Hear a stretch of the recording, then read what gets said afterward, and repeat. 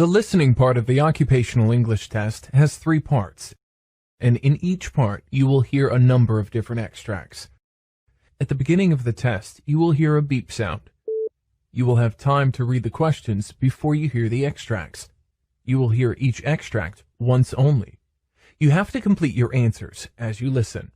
At the end of each test, you will be given 2 minutes to check your answers. Part A. In this part of the test, you will hear 2 different extracts. In each extract, a healthcare professional is talking to his patient. For questions 1 to 24, complete the notes with the information you hear. Now, look at the notes for extract 1.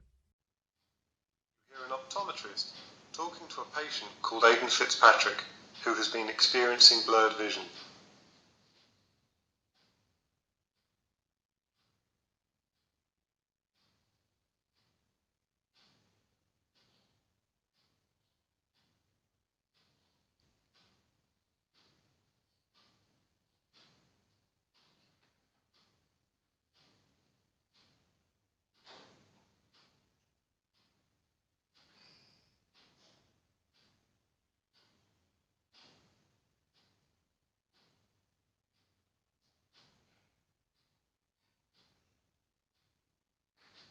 Hi Aidan, I'm Dr. Salkeld.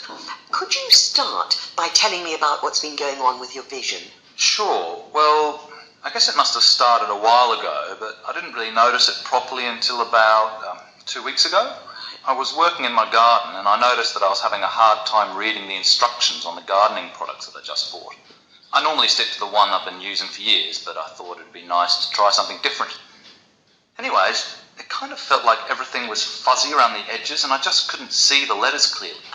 After talking to my daughter, she mentioned that I've been using increasingly more light to read at night and even pulling things closer to me to read. I hadn't even noticed. So I went out and got some of those glasses they sell at the pharmacy and they helped, but my doctor said that it'd be better if I came to see an eye doctor. Well, they made things less blurred anyway, I guess. My vision's still not crystal clear or anything when I use the glasses, but I wasn't really expecting that. I still notice that I'm squinting to see things. It's mostly when I'm trying to read something close up, like small writing. I'm better when things are at a distance. I don't know if it's related, but I've also noticed a pretty persistent headache. I guess it's kind of at the sides of my head, I suppose. It comes and goes, but it's definitely worse when I'm having trouble seeing something.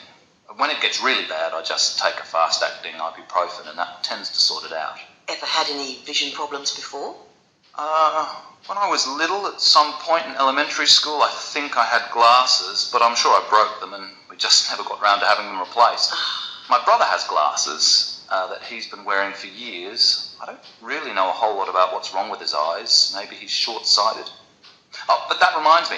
My brother thought I should mention that a couple of months or so ago, I was pretty ill. I was suffering from sinusitis. And anyway, I left it pretty late to go and see the doctor about it. Kind of thought that it would just sort itself out. Anyway, it lingered for a while, so when I told my doctor, he gave me some antibiotics and it cleared up pretty quickly after that. Well, for the most part, although I still feel like I have a cold. Other than that, I've been in really good health for the last few years. I take my health really seriously. I'm not sure if the doctor told you, but I used to be quite overweight. But I lost it all after a bit of a wake-up call some years back. I had what you guys call a myocardial infarction. It was pretty scary and I was quite overweight at the time and really stressed out about my job. Since then, I've made a real effort to look after myself properly. I'm glad to hear it. So, in terms of your blurred vision, what do you think might work for you? Well, I don't particularly like the idea of wearing glasses all the time, but touching my eyes freaks me out, so contact lenses are definitely not an option. I guess the best thing might be to just have glasses that I wear all the time, so I don't keep forgetting to put them on when I'm out somewhere, not at home. I've actually never had an eye test, so I should probably schedule one of those as the next step. I think that sounds reasonable. Let's do some tests to check out your eyes and go from there.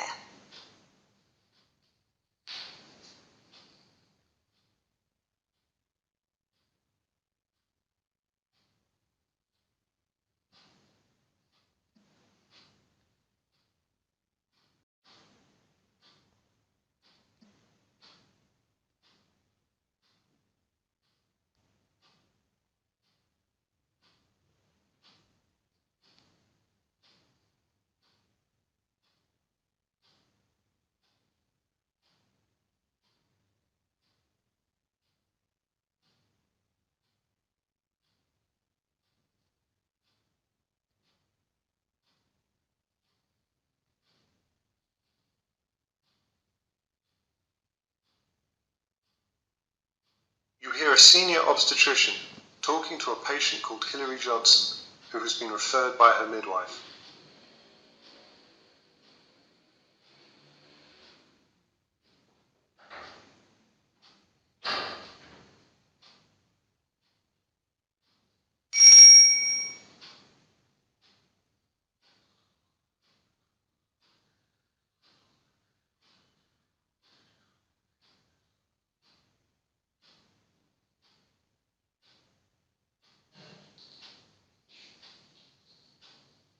Hilary Johnson?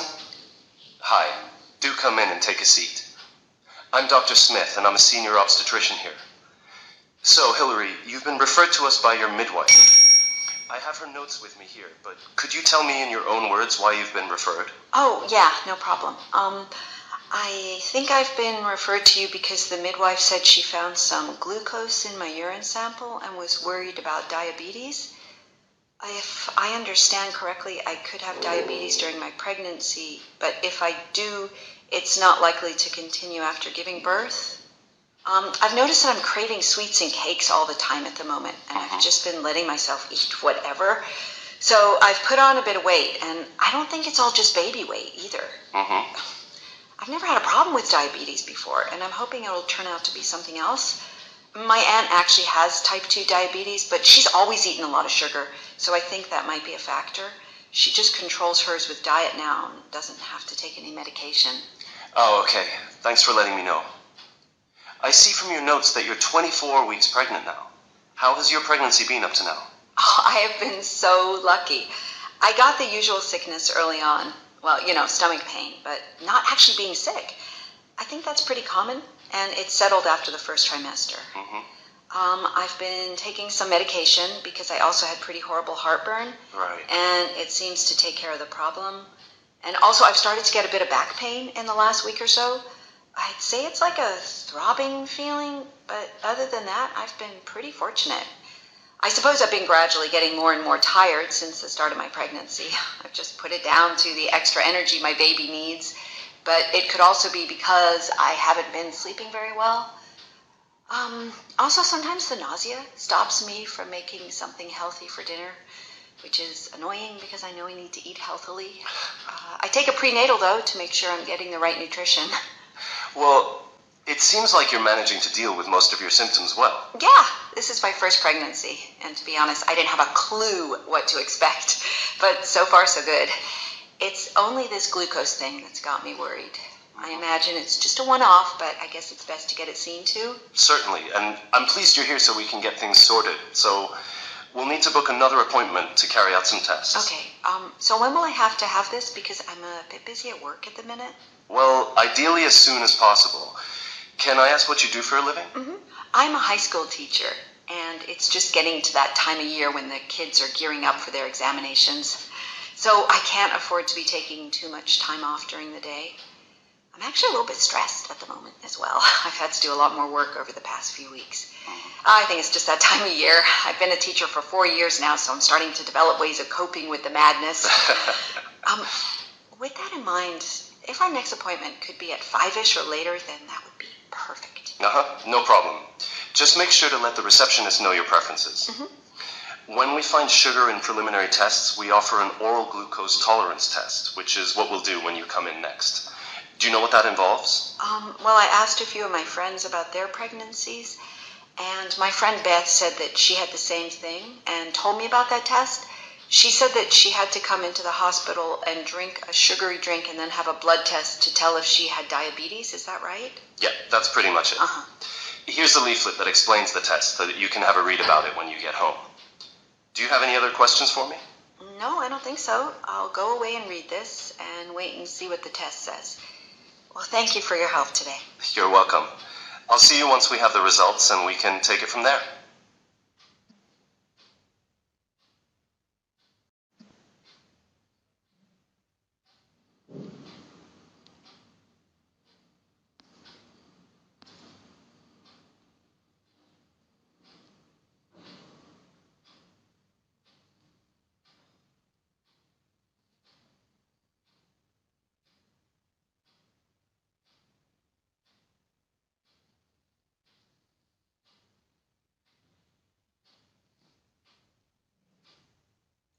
ED nurse talking to the relative of a patient who has been recently admitted.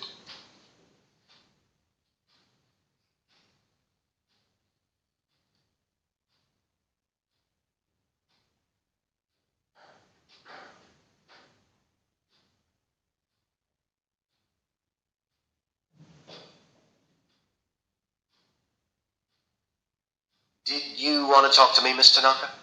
Oh, yes, you see, I just wanted to let you know that my father, well, as you know, he's recently been diagnosed with dementia. Most of the time it's not an issue and his spats never last long. It's just that I wanted to prepare you. Sometimes he's really not himself. Okay, Miss Tanaka, I think I understand. Can your father become aggressive? Yes. I mean, I think it's just that he gets frustrated sometimes. He can't remember things, and I think it's scary for him.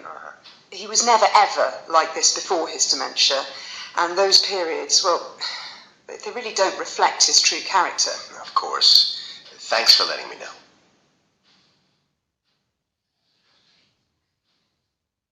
You hear an obstetrician describe a caesarean section to a pregnant patient.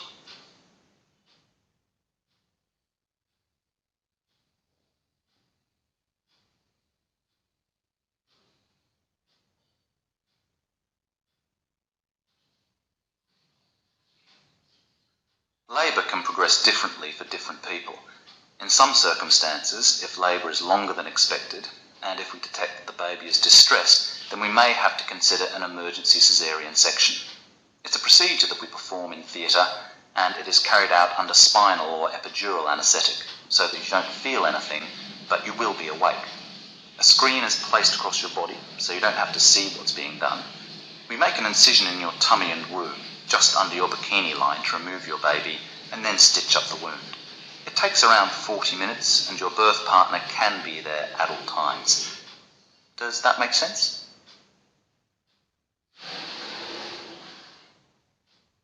You hear a GP and his practice nurse discussing their yearly schedule.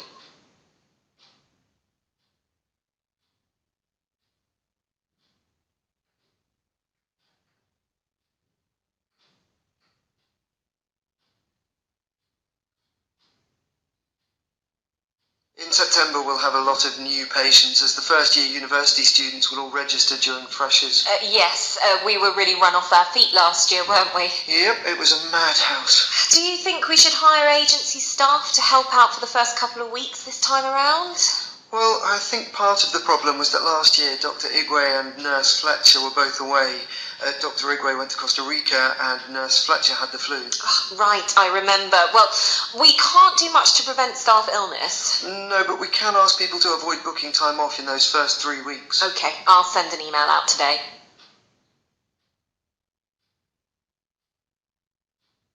You hear a nurse prepare a patient for a flu shot.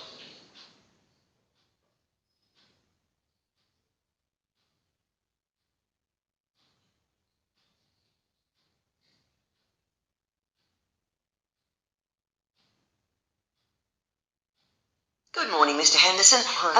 Dr. Ray has recommended that you get a flu immunization shot before you're discharged. I've got the injection ready to give you. Are you allergic to anything? I'm only allergic to latex and penicillin. I don't know if I want the flu shot. The last time I got the shot, I got sick. I'm sorry that happened to you. What kind of symptoms did you have after that last flu shot? I got a runny nose and a headache, and my arm felt like someone punched me. Sometimes the flu shot can cause reactions like a sore injection site and headache. Other common symptoms include being tired, muscle and joint aches, shivering and fever. All of these symptoms can be seen with the flu, but the shot can't give you the flu.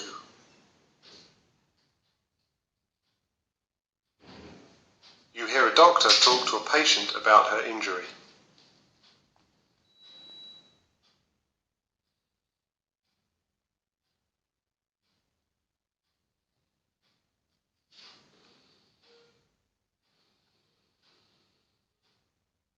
Good morning, Mrs. Bowder. I'll be your doctor taking care of your cut there. But what exactly happened? Oh, it's embarrassing, really. You see, I was just trying to chop some tomatoes for dinner, and the knife accidentally slipped. Oh, I'm so clumsy. I hope it doesn't hurt too much to stitch back up. Well, we're going to numb the area now with a shot of lidocaine. You'll feel a poke of the needle and a slight burn, but afterwards the area should be numb and you'll feel nothing during the procedure. Oh, good. We should be finished in about 10 minutes. Good. How many stitches will I need? And how long will I have to stay in?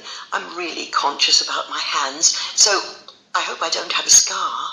I will only know for sure once I finish suturing, but by my estimation, you might require at least 4 to 5 sutures. Oh. They'll have to stay in for 5 to 10 days, and you'll need to come back in to get them removed. Right. I'll do my best to try and line up the edges to create as little scarring as possible, but I can't guarantee there will be nothing there.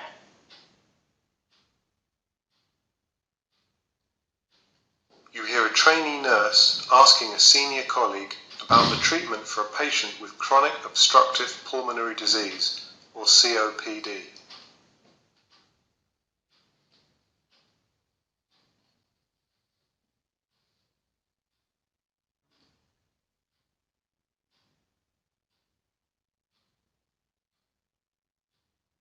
I haven't treated anyone with COPD before. What would we need to do differently? One of the most important things would be to make sure to prescribe oxygen at levels between 88 to 92%. Okay, so why would that be necessary? If he's having trouble breathing, shouldn't we prescribe higher oxygen levels? Most patients receive oxygen at levels between 94 and 98%. Well, in healthy individuals, a rise in carbon dioxide would result in an increased drive to breathe in order to eliminate the excess gas. Right.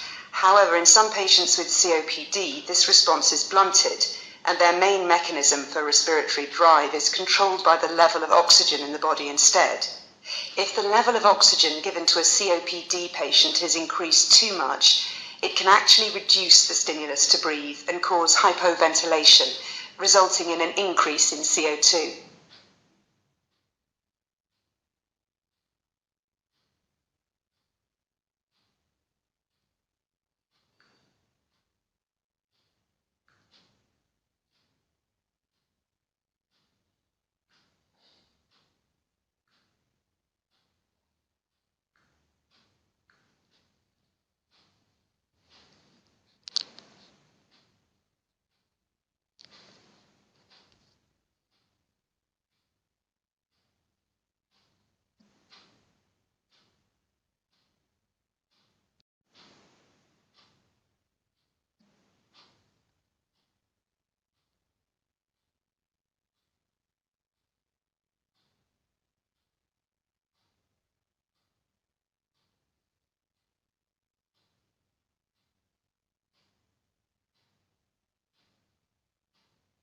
You hear an interview with a physician called Dr. Tadita Hussain, who's talking about treating patients with cystic fibrosis.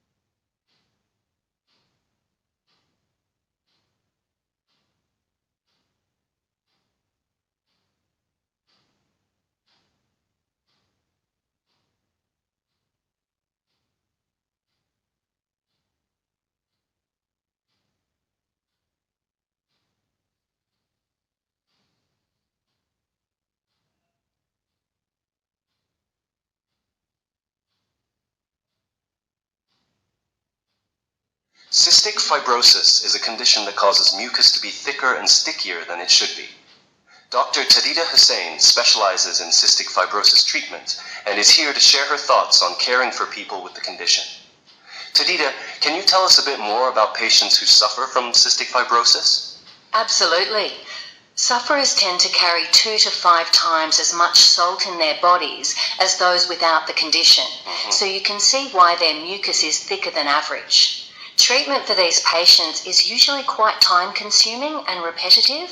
Patients are often required to stay in hospital for long stretches, and as the symptoms of the condition begin to present very early on in the patient's life, many of my patients are young people, and so we tend to see lots of patients with cystic fibrosis finding these hospital visits frustrating. Right.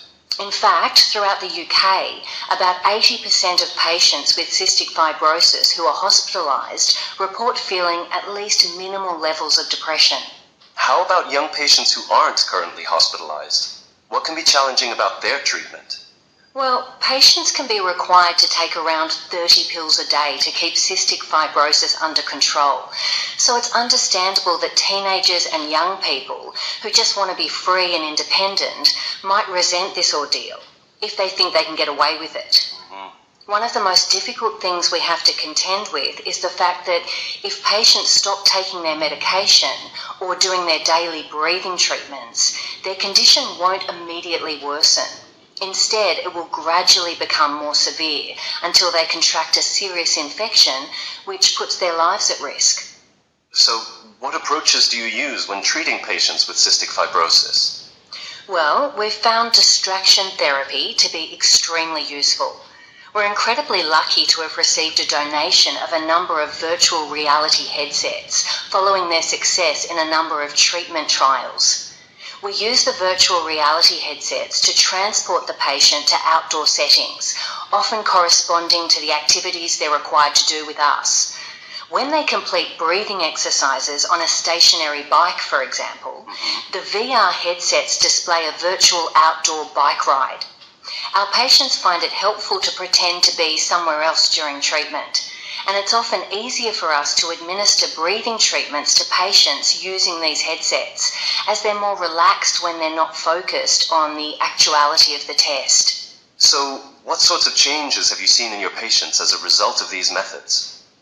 One of my patients, a 24-year-old man with cystic fibrosis who was in hospital waiting for a lung transplant, well, he found treatment very difficult at first. He was preoccupied by his need for a transplant and frustrated by feelings of powerlessness. He would often resist treatment. We started using the virtual reality systems with him as soon as we got them, and it took a while for him to get on board, but when he did, it was like someone had breathed new life into him. Not only did he stop hindering his treatment, he actually began to look forward to it. He's even started helping us to think about other ways we can improve the experiences of our patients, like improving social interaction. Yes, I understand that there are difficulties involved in patient communication. We're looking into the possibility of instant messaging functions between patients, and even virtual games that they can play against each other. Unfortunately, patients with cystic fibrosis have to be kept apart to avoid cross-infection. It's just one more cross to bear for our patients, that they can't talk to those going through the same thing. Right. Our patients get plenty of interaction with myself and the rest of the staff, but we'd like to make sure they have access to a network of fellow sufferers too, for support and advice. I see. That all sounds quite futuristic. Are there any other advances on the horizon for the treatment of cystic fibrosis? Well, there's a new drug that's been in the news recently. It's a combination of lumacaftor and ivacaftor. You might know it by the brand name Orkambi. The drug works by improving the level of water and salt in the body, thereby reducing the thick mucus that causes illness and respiratory issues in those with cystic fibrosis. Even more exciting and futuristic, though, is the possibility of gene therapy, where the genetic mutation that causes cystic fibrosis in individuals is replaced with a healthy gene. This would effectively cure those with the condition and significantly extend the lives of thousands of people and remove the need for lengthy stays in hospital.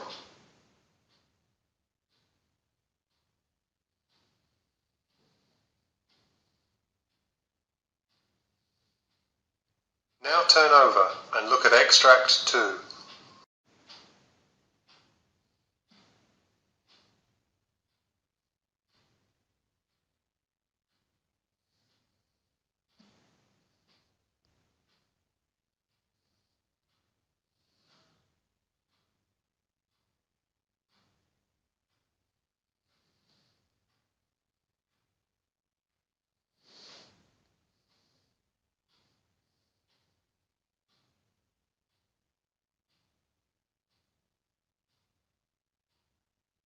You hear a physician called Dr. Hubert Johnson discuss improving efficiency at a healthcare practice. You now have 90 seconds to read questions 37 to 42.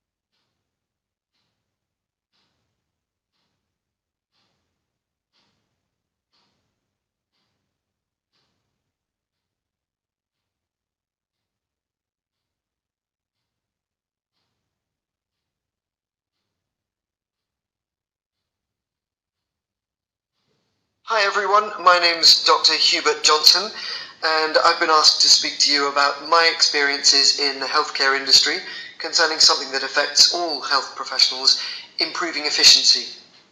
It seems to be a given these days that practices will struggle with a lack of efficiency. We've actually found that this expectation in and of itself can reduce efficiency and increase delays even further. In a recent survey, when patients were asked why they arrived late to their appointments, 30% said that they had assumed that the previous appointment would run long. Patients expect to be kept waiting, and to some extent, we expect that patients will be kept waiting. And so the first thing we need to address is our attitudes and the attitudes of our patients. So let me start by telling you about the efficiency I observed in a practice I visited a couple of weeks ago. At this practice, patients could not make appointments online, but they could either phone up or make an appointment in person. There were never more than 2 receptionists working in the morning, and the practice generally scheduled 80 appointments each day. Patients who were not attending a follow-up appointment were required to make their appointment on the day of. Can you imagine what that practice was like in the first couple of hours they were open? The receptionists were inundated by calls and walk-ins trying to schedule appointments. As you can imagine, patients who had seen what the practice was like in the morning expected that if they didn't have the first slot of the day, they'd be delayed by at least 10 minutes. So naturally, they arrived to their appointment 10 minutes late. One of the most important things you really must address in your practice in order to improve efficiency is the way you present your practice to patients. If they believe that you are always running late, guess what? They'll be running late too. Now let's think for a moment about what needs to be done on the patient's end before an appointment can take place. You might be thinking that there are only 2 steps to the process. 1, the patient books an appointment, and 2, the patient arrives at the practice in time for their appointment. Well, we healthcare professionals often forget that there's actually a step that comes before this. Firstly, the patient must decide that their issue is significant enough to warrant an appointment. So, about a decade ago, my practice was really struggling from a lack of efficiency. I was working extremely long hours to try to accommodate everyone, and I was becoming increasingly frustrated with conducting appointments that didn't seem strictly necessary. I got to thinking about how I might be able to help patients to reconsider their initial assumption when booking appointments and to treat minor issues at home. At the same time, I did not want my patients to feel unsupported. I decided that I would begin to give weekly presentations in the evenings about self-care. As I tended to see a multitude of patients coming in for similar issues that they could actually treat themselves, each week I focused on a different common theme. The presentations lasted for just 1 hour, but I found that they resulted in 7 fewer unnecessary appointments each week. These days, of course, I no longer have to give a physical presentation. Thanks to modern technology, I simply upload instructional videos to our practice's website. We also email these videos out to patients periodically. We can and should make use of technology as a tool in our practices to help us improve efficiency. However, it's important to note that while many, perhaps even the majority of your patients will be capable of using technology to arrange their appointments, there are many people uncomfortable or unable to use technology, so you must always make sure that these patients are accommodated too. Providing your patients with more options rather than replacing old options is often the best practice for improving efficiency. Now, let's move on to look at a practice that used technology in a surprising way.